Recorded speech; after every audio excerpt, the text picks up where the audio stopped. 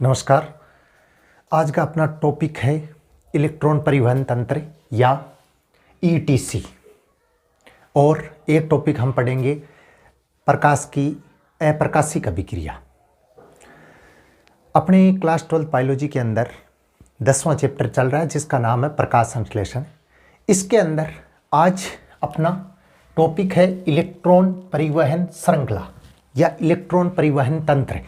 कि इलेक्ट्रॉन परिवहन तंत्र किसको बोलते हैं, किस प्रकार से ये कार्य करता है। तो सबसे पहले हम बात करते हैं कि इलेक्ट्रॉन परिवहन तंत्र है क्या। तो इलेक्ट्रॉन परिवहन तंत्र देखो, प्रकाश संश्लेषण में मतलब जब प्रकाश संश्लेषण की क्रिया होती है तो प्रकाश के द्वारा पर्णहरित से कुछ इलेक्ट्रॉन है वो मुक्त होते हैं।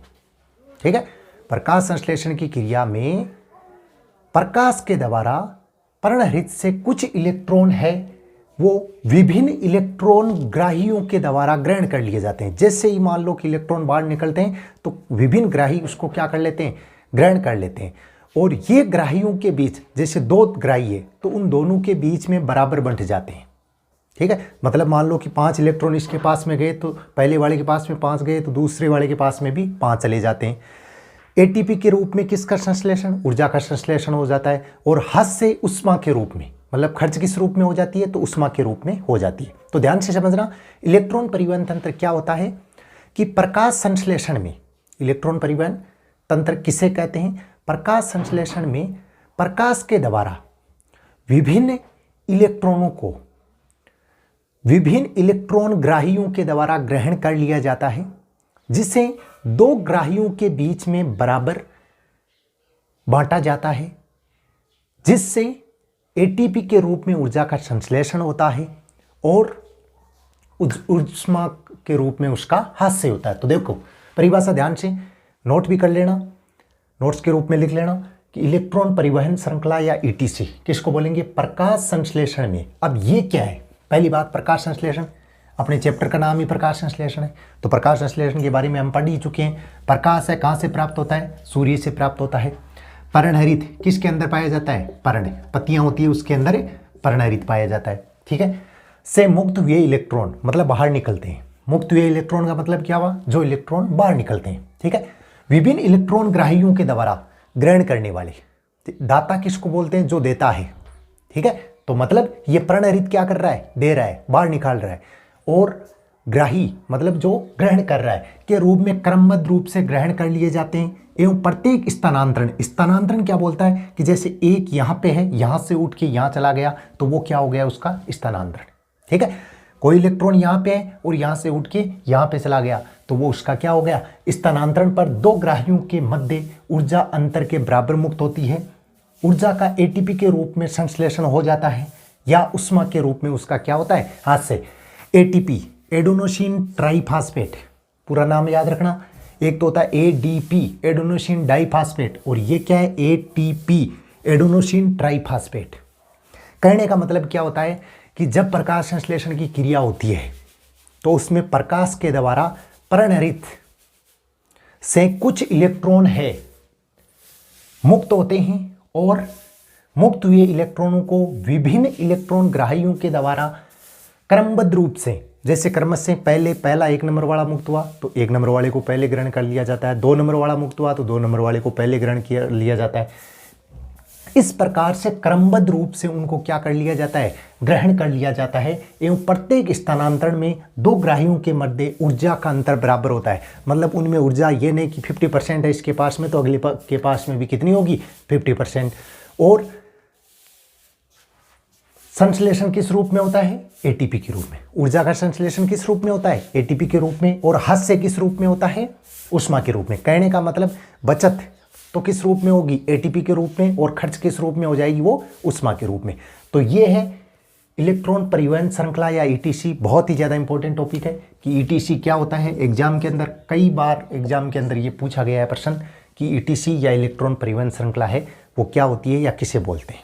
ठीक है, तो ईटीसी या इलेक्ट्रॉन परिवहन श्रृंखला क्या होती है, अच्छी तरह से समझ में आ गया होगा कि इलेक्ट्रॉन परिवहन श्रृंखला क्या होती है। कि प्रकाश संश्लेषण में जब प्रकाश के द्वारा विभिन्न पर्णहरित क्या करता है, कुछ इलेक्ट्रॉनों को छोड़ता है और उन इलेक्ट्रॉनों को ग्रहण करते हैं कुछ ग्राही। ठीक है, और उसको बराबर ऊर्जा मिलती है, बराबर बंट जाते हैं। एटीपी के रूप में उसका क्या होता है, संश्लेषण होता है, और उष्मा के रूप में वो क्या हो जाते हैं, खर्च हो जाते हैं। तो ये तो हो गया अपना इलेक्ट्रॉन परिवहन श्रृंखला। इसकी परिभाषा देखो, 2 प्रश्न बनते हैं इसके अंदर एग्जाम में आने वाले। पहला प्रश्न तो ये बनता है कि इलेक्ट्रॉन परिवहन श्रृंखला किसे कहते हैं।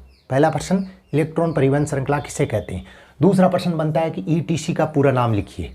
ठीक है, दूसरा प्रश्न क्या बनता है कि ईटीसी का पूरा नाम लिखिए, ईटीसी क्या होता है। आगे देखो, अगला टॉपिक देखते हैं हम।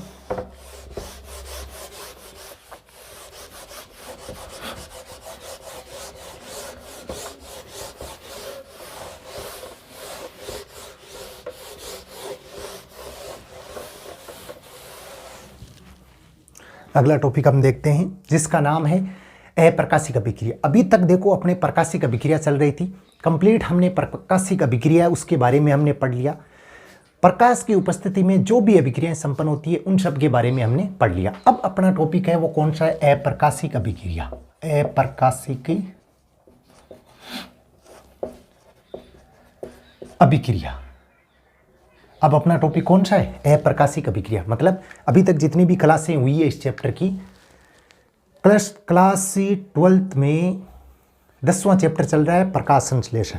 इस चैप्टर की अभी तक जितनी भी क्लासें हुई है उन सब क्लासों में हमने पहले प्रकाश संश्लेषण, उसके बाद में कुछ टॉपिक के बारे में पढ़ा, और फिर चक्रीय प्रकाश संश्लेषण है उसके बारे में हमने कंप्लीट पढ़ा कि चक्रीय प्रकाश संश्लेषण क्या होता है।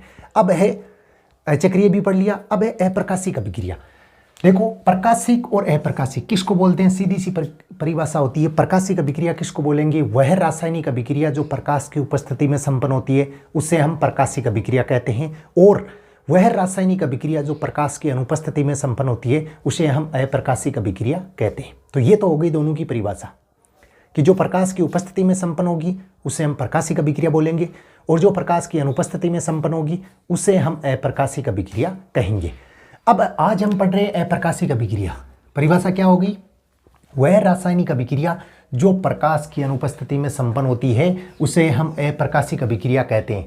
सबसे पहले इसकी खोज किसने की थी, ब्लैकमैन ने सन 1905 ईस्वी में इसकी खोज की थी अप्रकाशिक अभिक्रिया की। ठीक है, अप्रकाशिक अभिक्रिया उसकी खोज किसने की, ब्लैकमैन ने। कब की थी, सन 1905 ईस्वी में।